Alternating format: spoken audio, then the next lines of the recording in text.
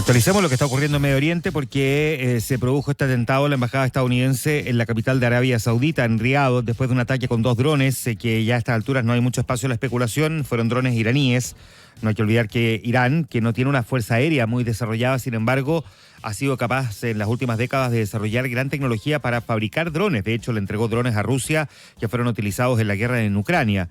Por lo que, de acuerdo a las descripciones propias de las características de los drones que atacaron la embajada norteamericana, todo indica que se trata precisamente de drones iraníes, lo que provocó un incendio limitado y algunos daños menores en el edificio. Tampoco fue una gran destrucción, no hay personas heridas, de acuerdo a la información que se conoce al menos hasta esta mañana.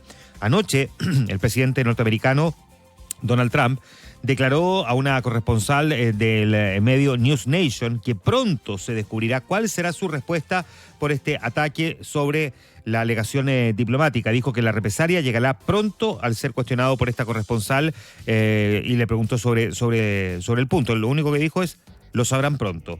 Lo que planteó la periodista en su cuenta en X es que el presidente le dijo que iban a desplegar tropas en el terreno solo si es necesario y que no daría ninguna información sobre qué tipo de acciones de parte de Irán podría provocar ese despliegue. O sea, qué es lo que podría provocar, ¿no? Que los norteamericanos finalmente terminen desembarcando, por decirlo de alguna manera, en territorio iraní. Este ataque a la embajada norteamericana se habría provocado como una de las tantas respuestas del gobierno de Irán, pero muchos dicen una respuesta bastante limitada. No fue un ataque, digamos, macizo, contundente, sino que más bien una especie de coreografía bélica, como suele ocurrir tantas veces. Nos ataca, nosotros respondemos, pero lo hace Irán de una forma muy limitada para tratar de evitar provocar más de la cuenta a Estados Unidos. Lo cierto es que ya habíamos visto una recomendación por parte del gobierno norteamericano a sus habitantes en 14 países de la región a que abandonaran la zona, lo que para muchos podría dar cuenta de un anticipo, de un recrudecimiento de lo que está ocurriendo en ese lugar. Ya vamos a hablar de las consecuencias económicas, que son las que a nosotros directamente en esta parte del mundo nos impactan de mayor forma, ¿no? Pero mientras se está generando este conflicto, crece un debate que no sé si transita necesariamente por la ruta correcta, pero es el debate sobre qué está ocurriendo con el derecho internacional que muchos están planteando ha sido violado por el gobierno norteamericano porque no contó con la autorización del Consejo de Seguridad de Naciones Unidas. Pete Hegseth, que es el secretario de Defensa norteamericano, ha salido a señalar que él no cree en las estúpidas reglas de los enfrentamientos, nada de estar construyendo naciones, de estar fomentando la democracia, de guerras políticamente correctas. Aquí nosotros peleamos para ganar, no desperdiciamos ni tiempo ni vidas.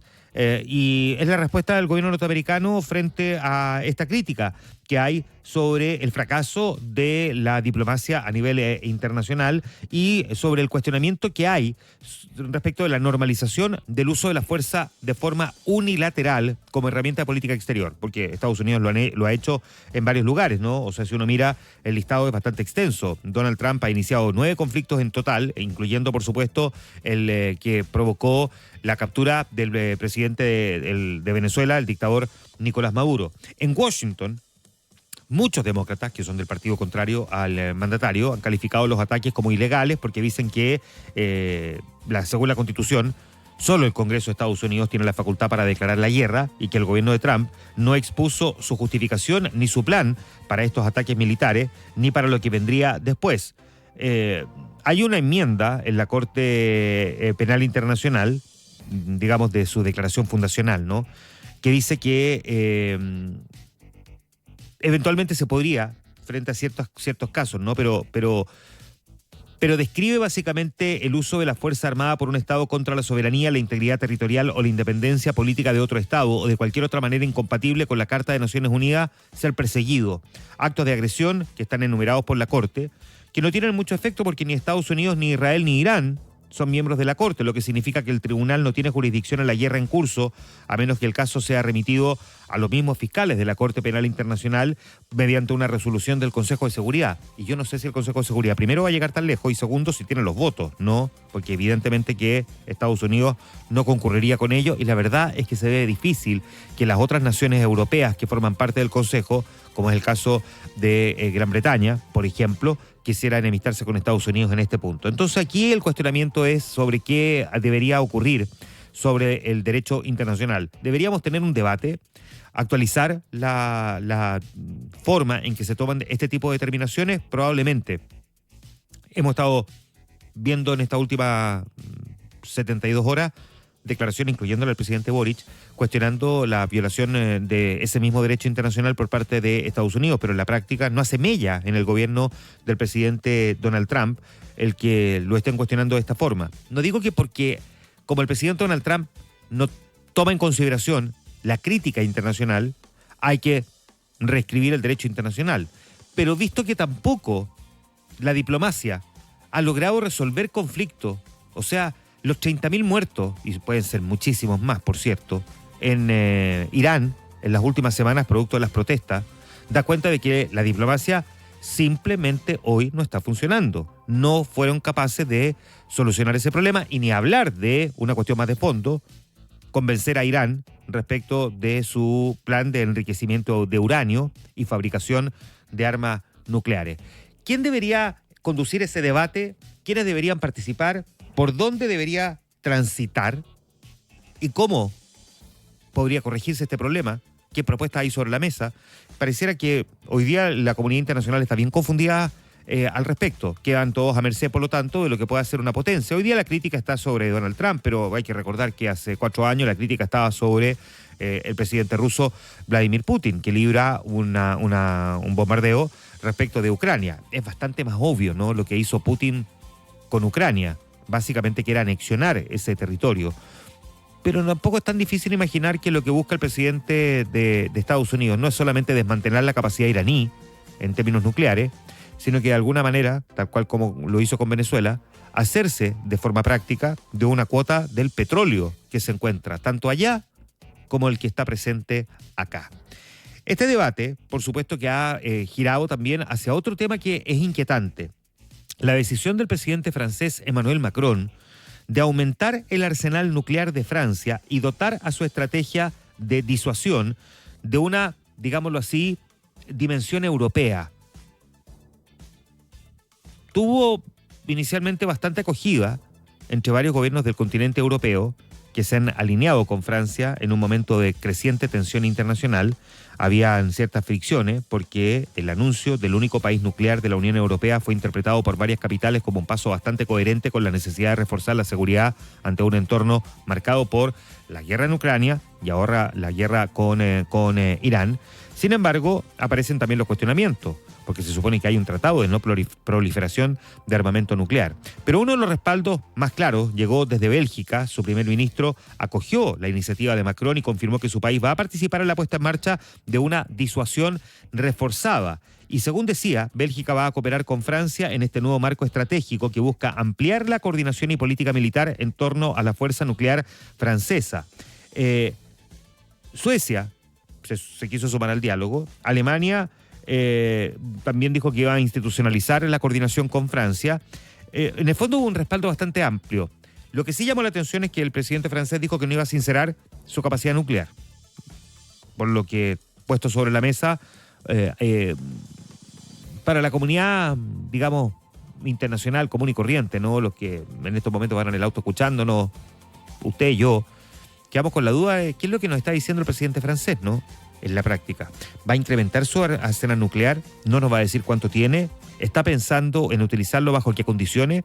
Y eso, por ahora, no ha quedado del todo despejado. Hay muchas críticas por lo mismo desde la sociedad civil que, francamente, ya hemos visto, simplemente no están siendo escuchadas. Pero hay un giro nuclear que desarrolla el presidente francés. Decía yo, el único país de la Unión Europea que tiene armamento nuclear, hasta donde sabemos, ¿no? Porque Gran Bretaña no es la Unión Europea, está en Europa, pero no forma parte hoy de la Unión Europea y también tiene armamento nuclear. Esto ha tenido un impacto en nuestra economía.